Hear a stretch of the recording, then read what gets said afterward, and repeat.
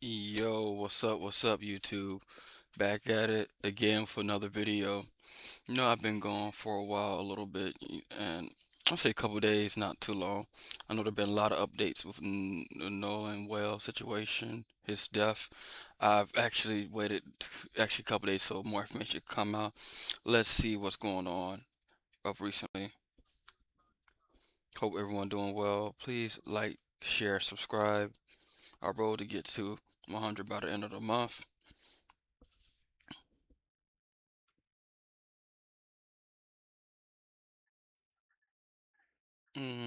Now let's see what TMZ podcast saying about it. Imagine being able to build an app with your name on it, just by thinking about it. Meet Base 44, a complete AI creation platform. Describe. Welcome to the TMZ podcast. This is Devin with Courtney. Hi. What's going on? Nothing. Tuesday. Yeah. Slower day. Is it? I mean, it just depends on the day. The morning. Yeah. Well, Tired. Tuesday's like the rough. Yeah. That's always like the most tired on Tuesday. What? Monday? No. I hate Mondays. Monday you just like get through it. And now Tuesday's like reality setting and then I'm at work. True. Well, the sheriff, so massive story that has piqued the interest of the nation is Nolan Wells' death that happened in Mississippi. For those that don't know, I don't know if we really talked about it on the podcast. That's another video. They're just talking their ass off. Let's look for short and sweet. Okay.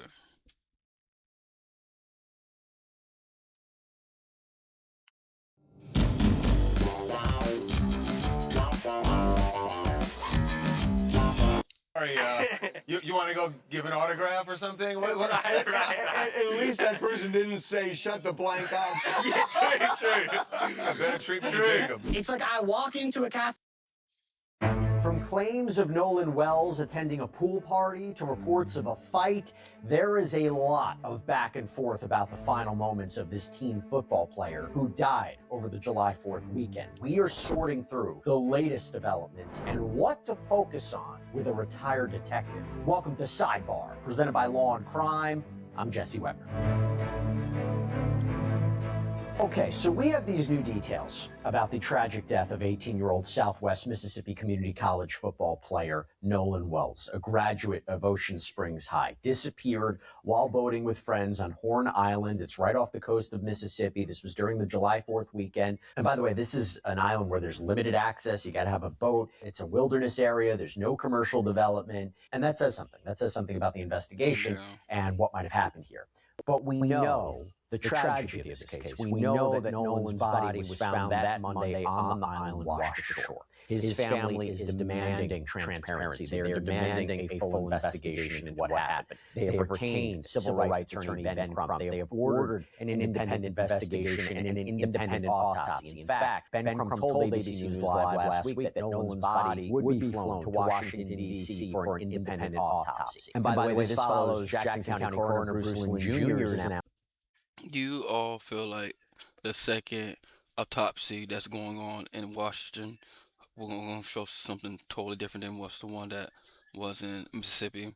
Just put it down in the comments, your opinion on that. That an autopsy is being conducted by the state ME office, but the results are pending because of toxicology test findings that take several weeks. But authorities reportedly believe that this was an accident, that this was a case of drowning, that there are no signs of foul play at this point, even though they're continuing the investigation.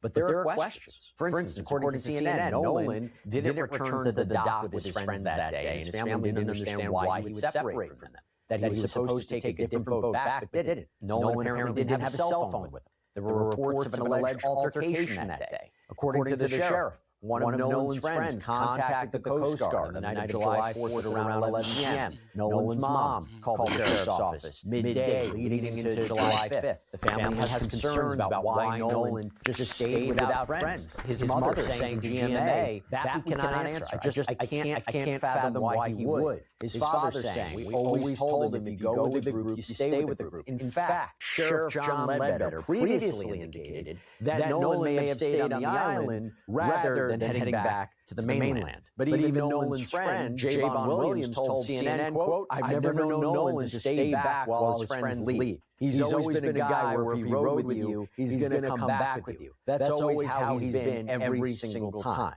There's also this. Nolan's mother told GMA that they tracked Nolan's phone using the Life 360 app, and they found out that his phone was with his friends, and she claims that it's possible some of the texts and messages were deleted. So Yeah, that's the one thing I didn't get the chance to talk about. How do y'all feel about that? Really, honestly, like that's sketchy. They had his phone. Why would you take someone's phone? You know they out there. Like I know mistakes happen. Maybe you forgot it, but how it looks. Plus, after all that's been going on, they lawyered up. It's looking more sketchy by the second, honestly. a lot is going on, and as this is going on, we have new developments. There is some back and forth we need to talk about. Apparently, there is a video that is circulated online showing what appears to be an argument that day, and some believe that it involves Nolan. This is something Ben Crump discussed in a press conference last week as one of the contradictions or conflicts in this case. Websites your competitors don't want you to know, part 2. All you do is Yeah, honestly, man, that right there, taking his phone, deleting messages that they could, especially with cell phones nowadays, iPhones, all that information is still on the phone. iCloud, even not iCloud, is still on the chip. What dumbasses if they actually really did do it. This video of an argument that is going on, and thank God all young people, they have cell phones, and anytime you hear people raising their voice, they start the video. And so you hear on the video Nolan saying, "Give me my freaking phone. What are you freaking doing?" And that becomes even more relevant when you think about the story that they are presenting, that Nolan chose to stay behind. That's what they're saying. The glaring contradictions just jump out at you. The fact that he is there with his friends, and you look at all the videos, it seems to be he's the only black on the island, or maybe one other, but not many. And so, Jared, you have where a young woman he was talking to says that, well, Nolan said he was going back to get on the boat with the boys. The boys say that Nolan told them he was going to stay and talk to the young woman. It's a contradiction. They're not saying the same thing. One of them is telling the truth, one of them is not. Okay, real quick, I gotta say this. Look, running a business is tough enoug. Why would you make it harder doing things manually or relying on dozens of apps that don't talk to each other, right? That is where our sponsor Odoo comes in. Odoo did apps, so it's all then Odoo wasn't on the island. And Shepard said it was a fight with a stranger. Shepard said that Nolan stayed behind. There are too much discrepancies in the story. One moment they said he wanted to stay. One moment they said, oh, he didn't want to stay. It's someone lying. The truth is gonna come out. After the boat had to return to shore because of an electrical issue, that Nolan had met a girl. This is something we've heard before, that he met a girl and he stayed behind. And Shepard claimed that he would come back on a different friend's boat. He also countered this narrative that Nolan was at a pool party early in the morning of July 5th. There was this photo that had been circulating as well. So in other words, the idea would have been, right, that Nolan left the boat, made it to the mainland, went to this party, and ended up dead. Now, Ben Crump even apparently shared a photo, again, of what people believe to be Nolan at this pool party. Now, according to TMZ, Crump reportedly posted this photo to social media with the caption, "Now listen, I don't know if these are facts or rumors because no official statements have been confirmed. We sometimes have to follow all clues until the truth is found." But Shepard once again pushed back, said that that photo was actually from a party on June 27th in Pass Christian, Mississippi. So not the weekend in question. What about Nolan's phone, right? A lot of questions about Nolan's phone. So while attorney Ben Crump told GMA that it was suspicious that Nolan didn't have his phone with him and that his friends had it or his friend had it, Shepard says, look, it's not unusual for people to leave their phones in boats. Shepard's uncle, who was apparently driving one of the boats that day, confirmed that too. Shepard said, all our friends are out there. Who are we communicating with? And we're in saltwater. We're not in freshwater. When Nolan got in the water, he put his phone on the boat dash along with probably 15 other phones. By the way, Jackson County Sheriff John Ledbetter told ABC News that Ben Crump has not yet turned over Wells' phone to his investigators. Now, that's the latest reporting at the time of this broadcast. I don't know. Why do you, just curious, what's your theory, what's your theory on why Ben Crump not going to release the phone to the investigators? You think possibly they think they might try to take some information out of the phone and make it look like it's nothing, no messages was taken out? Just curious. Let me know in the comments. That's changed. We'll see. But according to ABC News, Shepard claims that investigators have spoken to him and his friends. He emphasized that they have a diverse friend group. He's pushing back on the narrative that race has something to do with what happened to Nolan Wells. He indicated that he and his friend group, they have been receiving death threats since Nolan was found, that he wanted to speak out to clear up any misinformation or rumors out there, stating that... Damn, I wish I could say I'm surprised about the death threats, but you know how it is, especially like social media when the situation is so heated and has a racial component. I'm not surprised. Neither he nor his friend group had anything to do with Nolan's death. Again, that he rejects the idea of race being a part of this, saying, quote, they're trying to spin a narrative that's not there. He's wrong. I understand Nolan's parents are grieving, and I really think he's taken a little bit of advantage of that, and I don't like that. I really don't, because they're vulnerable. And Shepard asks for everybody just to relax and let everybody mourn the loss of Nolan and let us remember him as the sweet guy he was and not something we're scared of because of the trauma we've had. If Ben Crump is doing his own investigation, let him do it. And then let the sheriff's office conclude their investigation and figure out the facts on their end. Let us all just know the truth instead of jumping to two conclusions about things. We did no wrong here, and we don't understand how we're getting so much hate behind us. We all cared and loved Nolan, and nobody wanted to see Nolan die. Nobody wanted to see his life be taken so short. I just know I lost my best friend. Wells was just somebody that you automatically just felt so comfortable to talk to. Nobody would ever hurt Nolan in our friend group. We would die for him. We would do everything in our power for that guy. If he needed anything, we would do it. Nolan... All right, let me stop this real quick. It's all heartfelt, and probably a lawyer helped them write it. My question is, why you didn't go out there to try to help? You were the last ones that actually see him. Y'all didn't want to help out at all. Y'all wasn't, like, reaching out to the family, communicating all the information. Just how you all handled it. Maybe you all were nervous, of course, but how it was handled is very sketchy. Brought us all together. And Shepard separately told Rolling Stone in an interview that was published on Sunday, quote, I'm tired of speculation, of not being able to talk. It's time for somebody to start. Yeah, I think probably the lawyer was like, yeah, don't talk. Maybe that's the reason why. Just be quiet, let the investigation play out. Possibly they might be telling the truth. You just gotta wait until the investigation is concluded.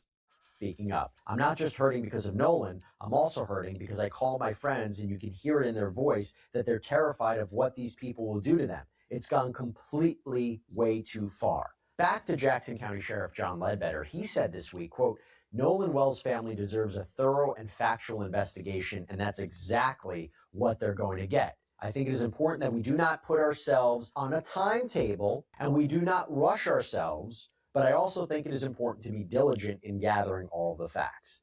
And he has been encouraging the public's help for any information, unedited photos, videos from that weekend, adding, even if you may think that it might be insignificant, every little bit helps. And that may be a bigger contribution than you think to this case. This is what he told ABC News.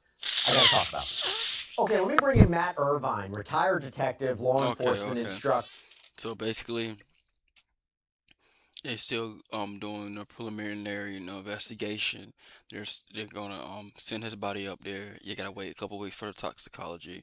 So this case is at a standstill, I'll say, me personally, for the moment. but reports might still start coming out more things. You never know. So God bless um Nolan Wells' spirit. Hope his family um get justice and a peace over over them during this hard time. Let's liven up the mood real quick.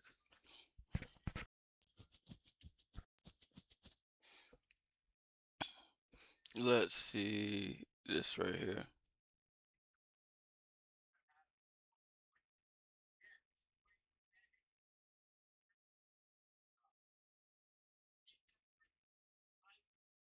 Look right here.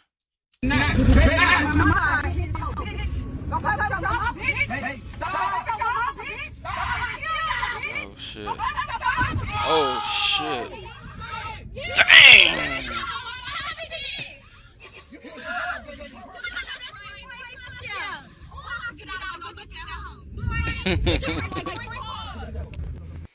Jesus. I wonder did she survive that?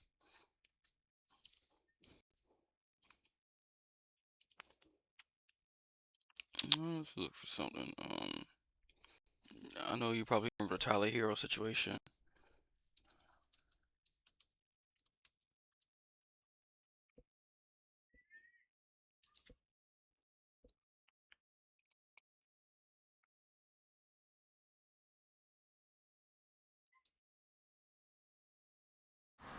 USA Safe Pilot rewards safe drivers with up to 30% off your auto insurance premium at renewal. Hey, Dad. Came in kind of crooked, son. Because our members have higher expectations to live up to. Taking care of our own. Let's get to the developing story. Our senior insider, Shams Charania, reported that Miami Heat big man Bam Adebayo and former Heat guard Tyler Herro got into a physical altercation in Las Vegas on Friday, in which Adebayo struck Herro at a... I hate seeing this as a Heat diehard, Heat lifer. Seeing these two fight.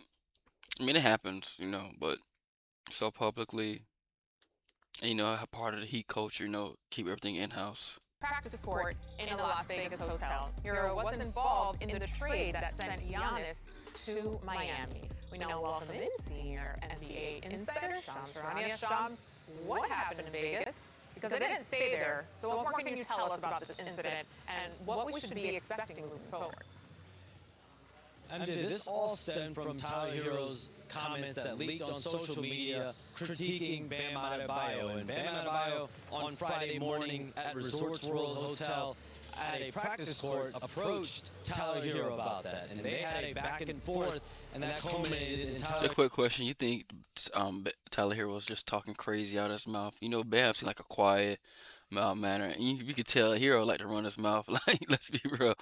I just wish they had a video of it so we could see what actually happened. Herro being struck in the face area. Both teams, the Heat and the Bucks, are aware of the situation. There is believed to be surveillance footage available to be reviewed as well, but at this point, no word on any investigation from the NBA. This is believed to be an off-court situation. Tyler Herro not pursuing any legal action as of right now, of course. And Tyler Herro and Bam Adebayo clearly have had some sort of falling out.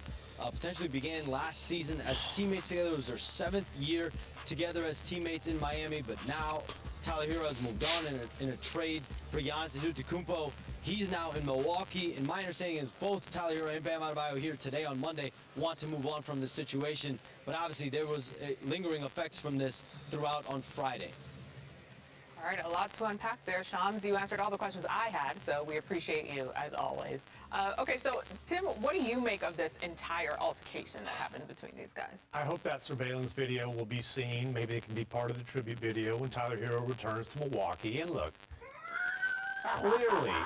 clearly, it was just a little love tap from Bam. Because look at Bam's arms. Look, come on now. If Bam wanted to wind up and throw a punch, this is going to be Draymond on Jordan Poole type of situation. So. Now, my deal is this. I've got a suggestion for the league. I'm all about trying to get the salaries up, get that revenue up. And so, Perk, I think you might like this. If players got beef, they all go to Vegas during the summer.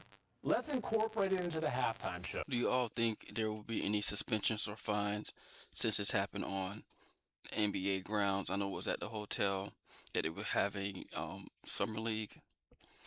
I think they might. I think maybe Bam might get a fine, possibly. Okay? If Bam's got beef with Tyler Hero, you challenge him to a boxing match. Jaylen Brown, you feel some sort of way. A sanctioned event? Yeah, you feel like put headgear on. We care about player safety, but let him go around. Jaylen Brown, you feel some sort of way about the way things ended in Boston? Call Jason Tatum out. We can get a ring out there, or maybe just do it like little half, the half-court logo. Let him go a little bit. 3-minute rounds. Let them get their aggression out. I mean, hey, we'll televise it on ESPN. I promise that. It'll boost ticket sales. It'll boost ratings. I am just here to help. Okay, and that is my suggestion. Are you mediating at this point? I'll referee the damn thing. Hey, listen, I'm not mad at that, Tim. I swear I'm not. I mean, listen, this situation right here is the true definition of catching somebody in traffic. I'm gonna catch you in traffic. That's the term I use. But I'm not mad at the boxing idea that you have, because we used to do that when we was in the locker room in Boston. We kept a set of boxing gloves, and if anybody had some beef or some tension, they was able to duke it out, and then we move on. Again, let's not make this a big deal. Everybody's good. Shams just basically reported that Tyler Hero don't want to move forward with trying to press any charges. Things happen. Okay, they're not teammates anymore. They don't have to like each other. They don't have to tolerate each other. Cool. No big deal. All right. No big deal it is. I think that some of it probably pin up frustration, possibly. You know how Hero for the last few years, even with Jimmy Butler, he will be injured towards the tail end of the year, and that will bleed into the playoffs, and he wasn't at his best, and maybe Bam felt more pressure of keeping up with the team, keeping up the team afloat. So I think that's possibly what happened. But honestly, I think this is gonna blow over. Nothing more gonna happen. I just want to say, honestly, with that situation, like, there's not gonna be like no more issues with that. S- So that's probably gonna be the end of that. Worst case scenario is a suspension. So I think that's gonna be it for me tonight, you all. Hope you all have a great one. I'm still continuing to do my best. Take one day at a time. The more consistent I am, the quicker I am to my goal. Please like, share, subscribe, leave a comment at least in the comment section. I would truly appreciate it. Thank you all so much. Have a great night.